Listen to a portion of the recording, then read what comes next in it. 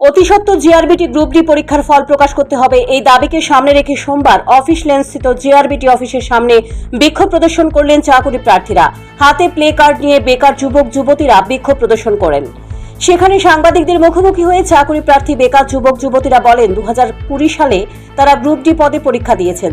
4 বছর অতিক্রান্ত হতে চলেছে, আজ পর্যন্ত তাদের ফল প্রকাশ করছে না।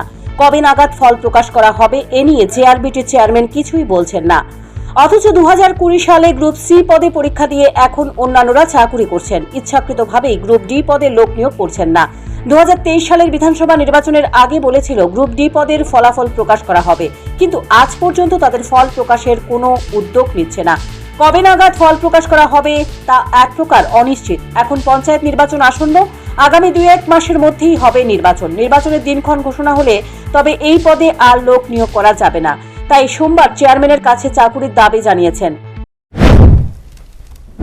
আমাদের দাবি রয়েছে, দেখেন আমরা গত মে মাসের 7 তারিখ এবং 15 জুন গত মাসের 15 তারিখে আমরা এখানে অফিসে চেয়ারম্যানের কাছে আমরা একটা আবেদন রেখেছিলাম ডেপুটেশনের মাধ্যমে যে আমাদের জিআরবিটির যে এমটিএস গ্রুপ ডি যে পোস্টটি রয়েছে সেটি আজকে 5 বছর হতে চলেছে।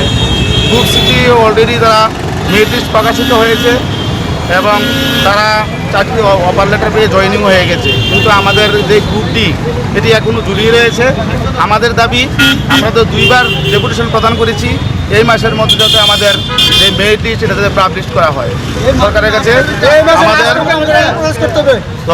সকলের দাবি যদি আজকের মধ্যে রেজাল্ট প্রদান না করা হয়, প্রকাশিত না করা হয়, তো তারা তো এখানে ধর্নায় বসবে।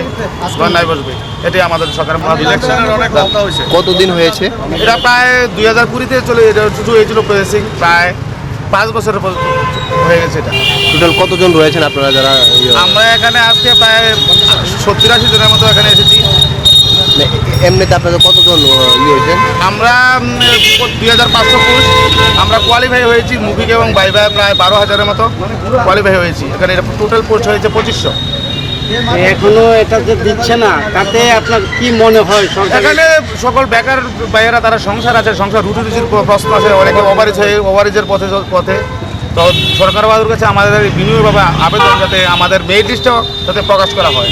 কারণ আপনাদের জানা, আমাদের মনে হয় এই মাসে সামনের মাসে আমাদের পঞ্চায়েতের ইলেকশন হবে, তো এমসিসি কোড চালু হয়ে গেলে তো আর দিতে পারবে না। তো আমাদের দাবি যাতে আমাদের মেরিট লিস্টটা এই মাসে প্রকাশ করা হয়, এটা আমাদের দাবি।